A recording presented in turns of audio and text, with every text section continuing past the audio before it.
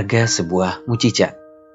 Seorang gadis kecil memecahkan celengannya, lalu mengambil semua uang di dalamnya, kemudian diam-diam menyelinap keluar dari pintu belakang. Dia pergi ke sebuah toko obat, lalu penjaga di sana bertanya kepadanya. Apa yang bisa saya bantu, gadis kecil? Anak itu menjawab, Saya ingin membeli mukjizat. Maaf, mau beli apa, Nak? Mukjizat, saya perlu mukjizat. Adik saya sakit parah dan ayah berkata hanya mukjizat yang dapat menyembuhkannya sekarang. Jadi, saya ingin mendapatkan mukjizat untuknya.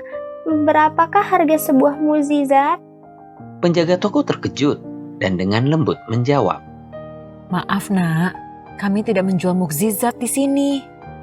Kalau begitu, tolong katakan pada saya di mana toko yang menjual mukjizat. Saya ingin membelinya. Saya akan beli dengan semua uang tabungan saya. Saat itu ada seorang pria tua di sana yang mendengar percakapan mereka.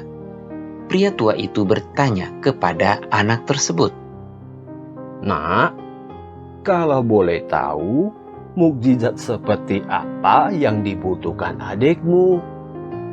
Gadis kecil itu menatap si pria tua dengan pandangan polos dan sedih. Saya tidak tahu, Pak. Saya hanya tahu setiap hari adik saya kesakitan. Ada sesuatu yang sangat buruk dan jahat di dalam kepalanya. Ayah sudah berusaha keras untuk menyembuhkannya, tapi adik tidak kunjung sembuh. Dokter bilang dia harus dioperasi, tapi kami tidak punya uang untuk membayar biayanya. Jadi ayah bilang hanya mukjizatlah yang dapat menyelamatkannya. Sekarang saya ingin membeli mukjizat itu dengan semua uang tabungan yang saya miliki ini. Oh, berapa banyak uang yang kamu miliki, Nak? Gadis kecil itu pun menghitung uang di tangannya, lalu berkata, Saya hanya punya 5.000 rupiah. Berapa ya harga mukjizat itu, Pak? Apakah uang saya cukup? Si pria tua itu berkata sambil tersenyum, Wah, kebetulan sekali. Harga sebuah mukjizat itu memang segitu.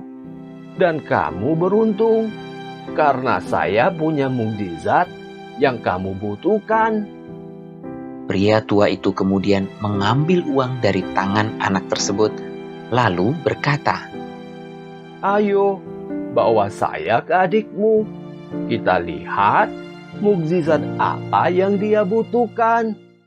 Ternyata pria tua itu adalah seorang direktur rumah sakit ternama.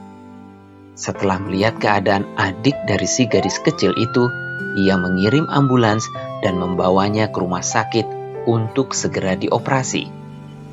Operasi itu pun berjalan lancar, dan keadaan si adik membaik dengan cepat, sehingga ia diizinkan pulang setelah seminggu.